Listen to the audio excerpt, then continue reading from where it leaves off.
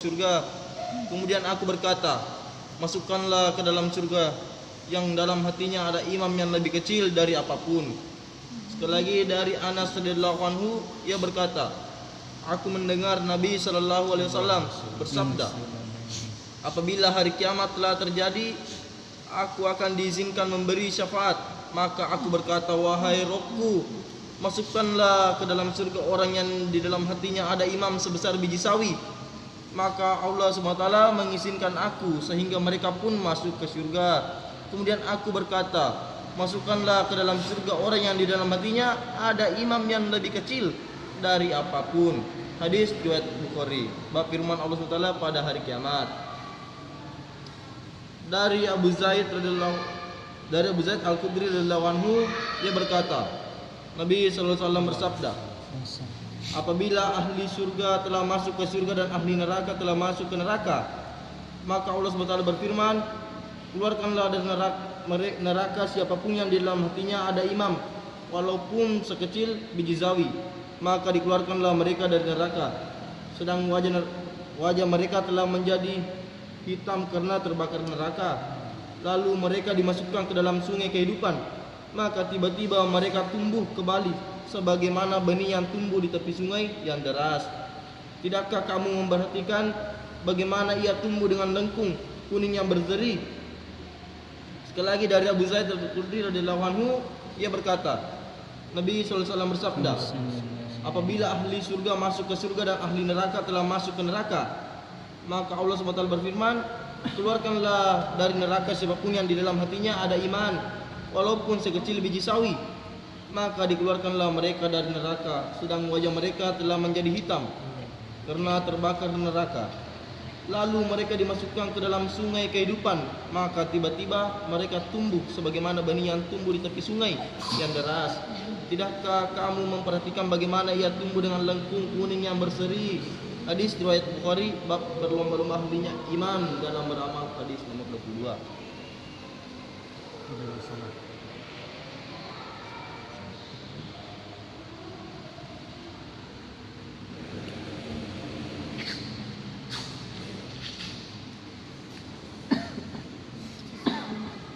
Dari Farid bin Hasan Ad-Damri rahimullah, bahwasanya Ummul Hakam atau Dubah, dua putri Zubair bin Abdul Muthalib radhiyallahu anhuma telah menceritakan kepadanya dari salah seorang di antara keduanya, katanya telah dibawa kepada Rasulullah sallallahu alaihi wasallam beberapa tawanan, lalu aku saudara perempuanku dan Fatimah binti Rasulullah sallallahu alaihi wasallam datang kepada beliau dan mengadukan tentang kesulitan-kesulitan yang kami alami, dan kami meminta kepada beliau agar diberikan beberapa orang tawanan untuk membantu pekerjaan kami. Rasulullah sallallahu alaihi wasallam bersabda, kalian telah didahului oleh anak-anak yatim ahli Badar, akan tetapi aku akan menunjukkan kepada kalian suatu yang lebih baik daripada hamba saya, yaitu hendaklah setiap salat kalian membaca Allahu Akbar 3 kali, Subhanallah 3 kali, Alhamdulillah 3 kali, dan membaca 1 kali 33 kali. Ada hadis ini. Tidak ada yang berhak disembah selain Allah yang Maha Esa. Tiada sekutu baginya, baginya lah segala kerajaan dan baginya lah segala pujian, dan Dia Maha Kuasa atas segalanya. Hadis riwayat Abu Daud, hadis nomor 2987. Dari Ka'ab bin Ujrah radhiyallahu anhu dari sallallahu alaihi wasallam, beliau bersabda, ada beberapa kalimat yang menyusul di belakang yang tidak akan merugi orang yang mengucapkan atau orang yang melakukannya, yaitu Subhanallah 33 kali, Alhamdulillah 33 kali, dan Allahu Akbar 34 kali sesudah salat fardu. Hadis riwayat Muslim. Bab anjuran berzikir ba'd salat, hadis nomor 1350.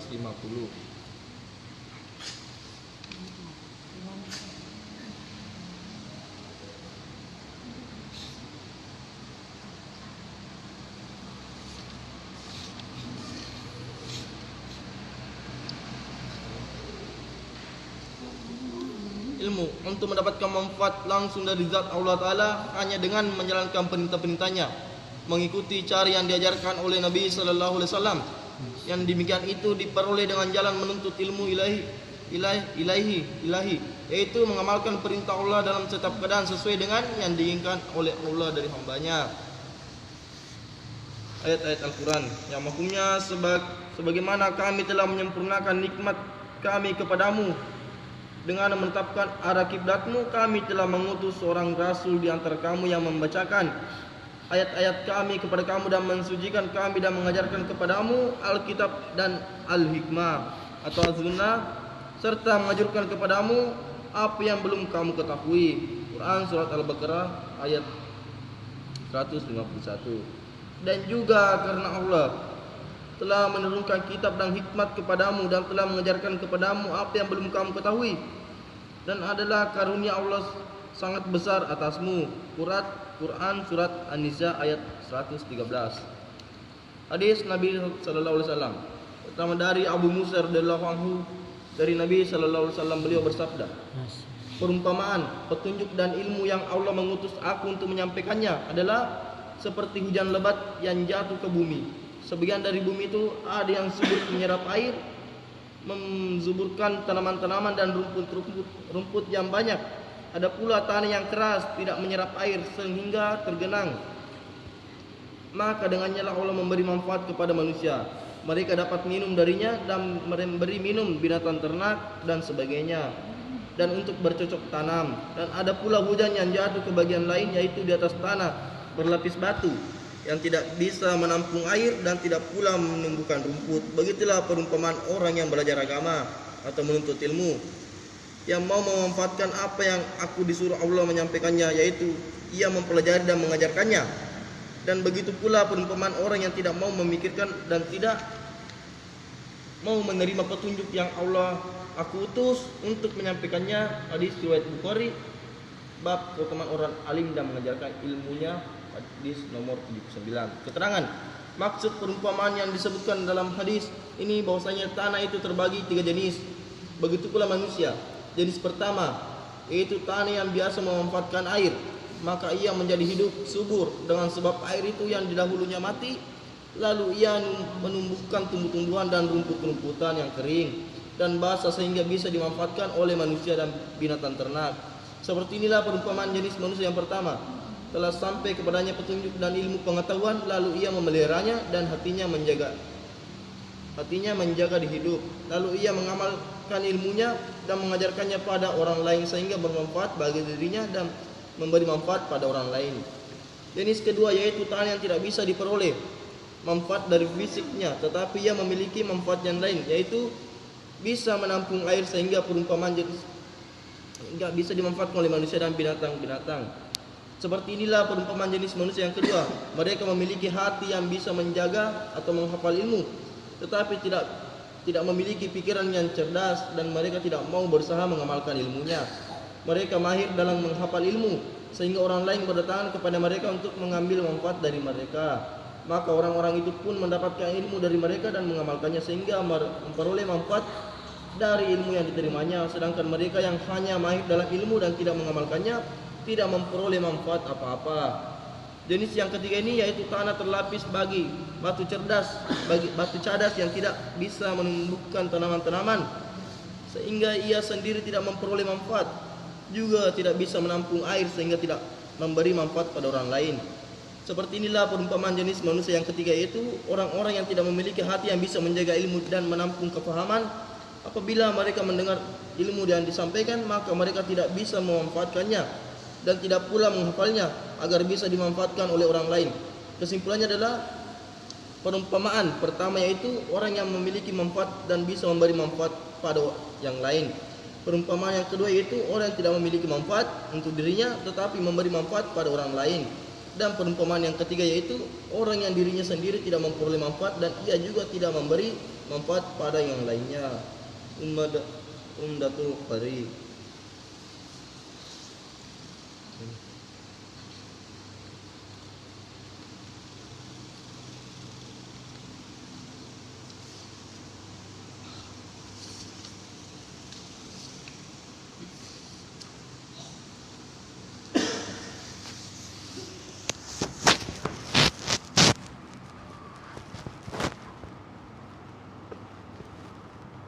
Tadi ilmu itu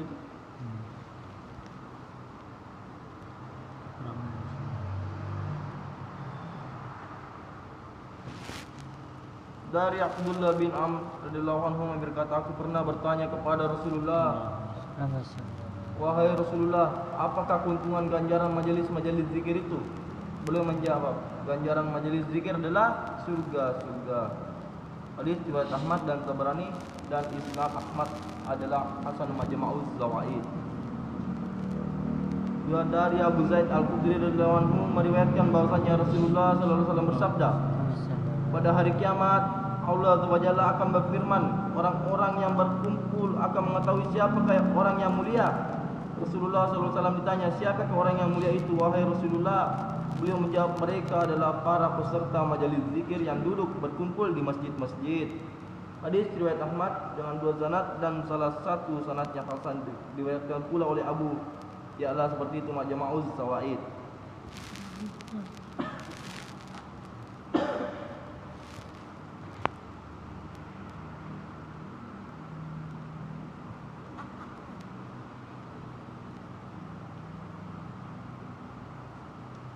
Ikramul muslimin, yaitu menunaikan perintah-perintah Allah Ta'ala yang berkaitan dengan hamba-hamba Allah sesuai dengan cara yang dicontohkan oleh kehormatan setiap individu muslimin.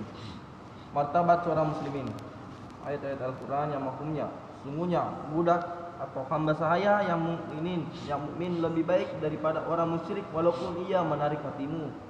Quran surat Al-Baqarah ayat 221.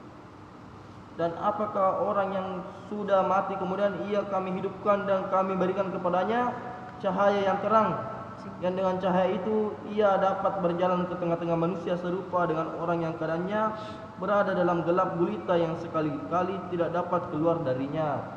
Quran surat Al-An'am ayat 122. Jika maka apakah orang yang beriman itu seperti orang yang fasik atau kafir? Mereka tidak sama. Quran surat Al-Sajdah ayat 18. Yang keempat, kemudian kitab itu kami wariskan kepada orang-orang yang kami pilih di antara hamba-hamba kami. Quran surat Fatir ayat 32. Hadis-hadis Nabi sallallahu alaihi wasallam. Dari Aisyah radhiyallahu anha berkata, Rasulullah sallallahu alaihi wasallam memerintahkan kami agar memperlakukan manusia menurut kedudukannya. Sekali lagi dari Aisyah radhiyallahu anha berkata, Rasulullah sallallahu alaihi wasallam memerintahkan kami agar memperlakukan manusia menurut kedudukannya. Hadis riwayat Muslim dalam mukadimah Sahih Muslim.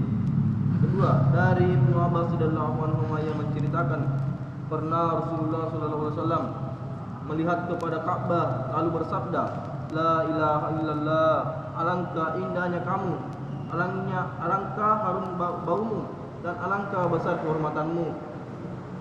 Tetapi kehormatan seorang mukmin lebih tinggi darimu.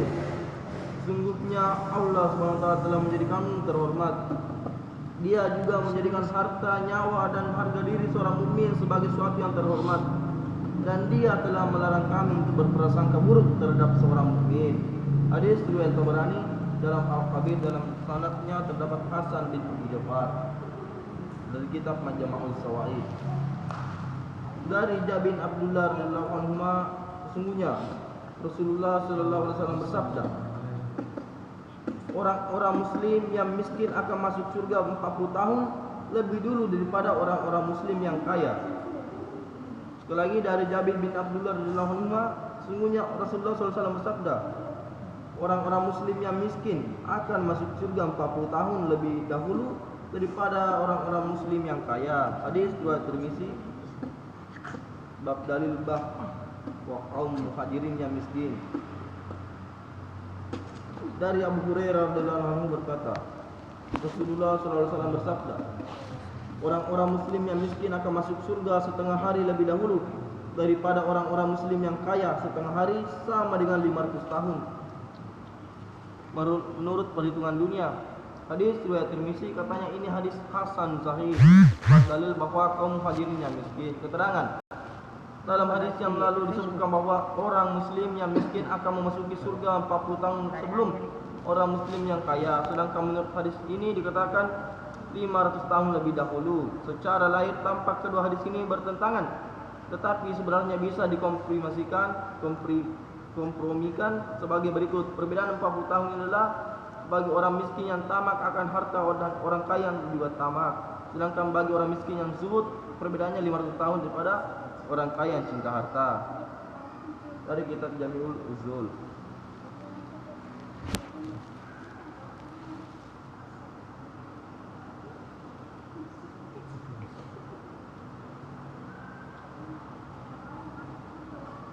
Kakak sesama sih.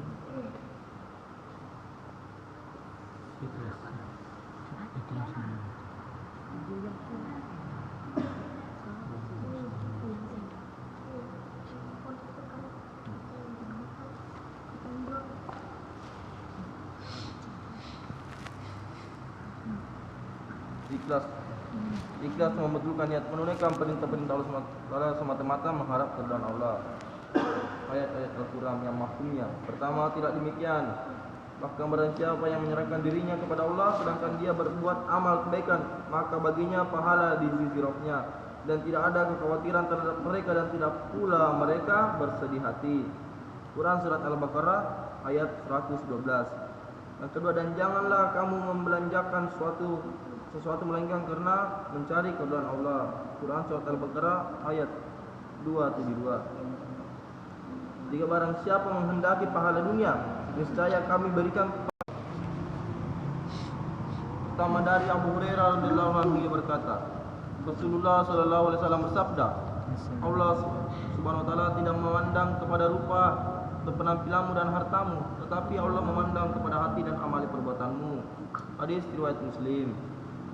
Kedua dari Umar bin Khattab berkata, aku mendengar Rasulullah sallallahu alaihi wasallam bersabda, sesungguhnya semua amal itu tergantung niat, dan sesungguhnya seorang itu hanya menerima balasan sesuai dengan yang diniatkannya. Barang siapa yang niat hijrahnya karena Allah dan Rasulnya, maka hijrahnya akan diterima Allah dan Rasulnya. Ia akan memperoleh keridhaan Allah dan Rasulnya. Dan barang siapa niat hijrahnya karena dunia yang ingin diperolehnya atau karena wanita yang ingin dikawininya, maka balasannya hijrahnya itu sesuai dengan apa yang diniatkannya. Hadis riwayat Bukhari. Dari Abu Hurairah radhiyallahu anhu ia berkata, Rasulullah sallallahu alaihi wasallam bersabda, sesungguhnya manusia itu hanya akan dibangkitkan sesuai dengan niat mereka. Dari Abu Hurairah radhiyallahu anhu, Rasulullah sallallahu alaihi wasallam bersabda, sesungguhnya manusia itu hanya dibangkitkan sesuai dengan niat mereka. Hadis riwayat Ibnu Majah. Dari Aisyah radhiyallahu anha berkata, Rasulullah sallallahu alaihi wasallam bersabda, suatu pasukan tentara akan menyerang Ka'bah. Ketika pasukan itu berada di tanah Baidah, nama kawasan antara Makkah dan Madinah, maka mereka yang berada di awal depan sampai yang berada di akhir ke belakang semuanya ditelan bumi. Sedangkan di antara mereka terdapat para pedagang di pasar-pasar dan mereka bukan bagian dari pasukan itu. Aisyah melanjutkan, aku bertanya pada beliau, wahai Rasulullah, bagaimana yang pertama dan yang terakhir dari mereka ditelan oleh bumi, sedangkan di antara mereka ada para pedagang dan orang-orang yang bukan dari pihak mereka atau pasukan itu? Rasulullah SAW bersabda, yang awal atau yang depan dan yang terakhir semuanya ditelan bumi, namun kemudian mereka akan bangkit menurut niat masing-masing. Hadis riwayat Bukhari. Bab tentang apa yang dibaca di pasar. Ini nasi apa?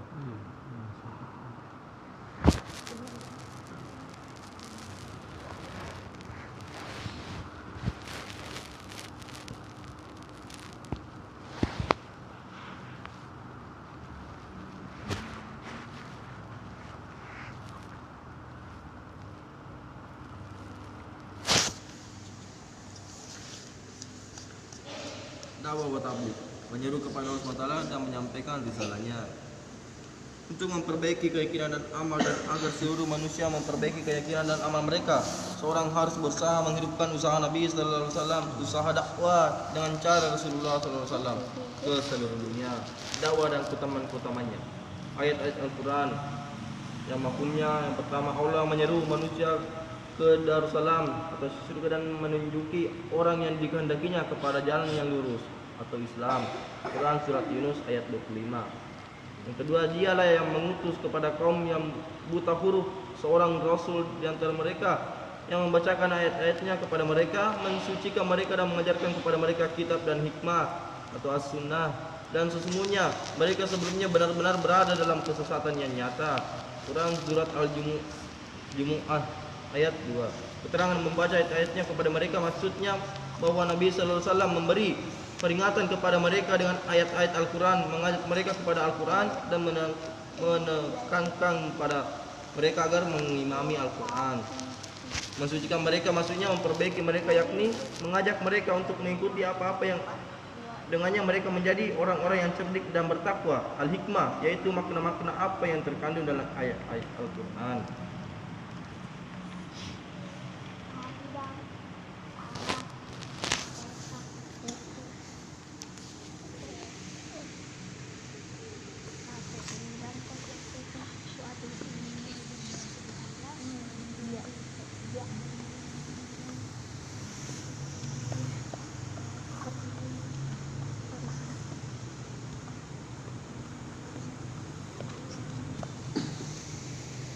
Hadis-hadis Nabi sallallahu alaihi wasallam.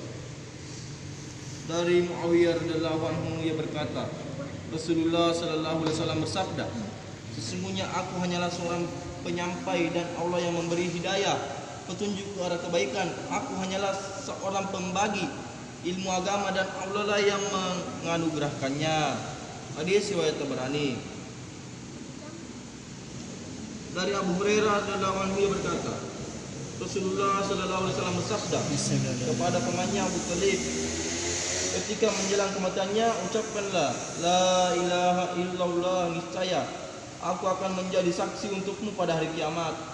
Abu Thalib berkata, seandainya orang-orang Quraisy tidak akan mencela aku dan mengatakan dia mengucapkan kalimat syahadat hanyalah karena takut kematian, sudah pasti aku mengikrarkan kalimat itu demi menyejukkan matamu, menyenangkan hatimu. Atas peristiwa ini Allah menurunkan ayat yang mafhumnya, sesungguhnya engkau tidak dapat memberi petunjuk kepada orang yang engkau cintai, akan tetapi Allah memberi hidayah kepada siapa yang Dia kehendaki.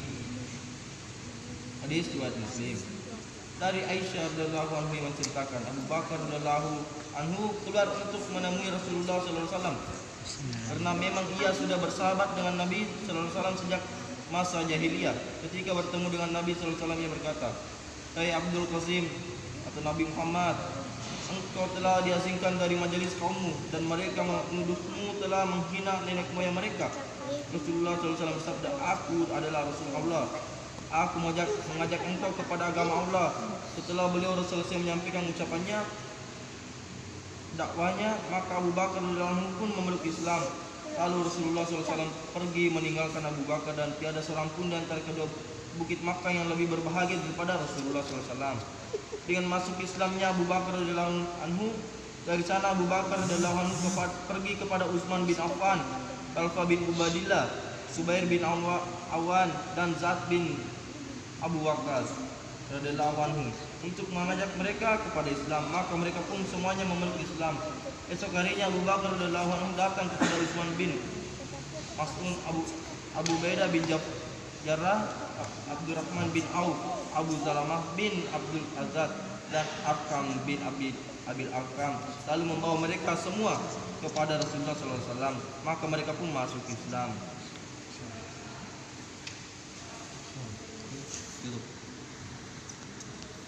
Alhamdulillah, saya telah mendengarkan beberapa hadis Rasulullah Muhammad SAW tentang bagaimana tentunya sifat-sifat mulia para sahabat tersebut. Semoga apa yang kita dengar ini kita niat amal dan kita juga niat sampaikan. Kita juga berniat menghidupkan taklim-taklim seperti ini di masjid kita, di rumah kita bersama ahlinya masing-masing. Insyaallah. Demi kesempurnaan majelis, marilah kita tutup dengan doa akibat majelis. Subhanallah wa bihamdihi, subhanallahumma wa bihamdika. Assalamualaikum.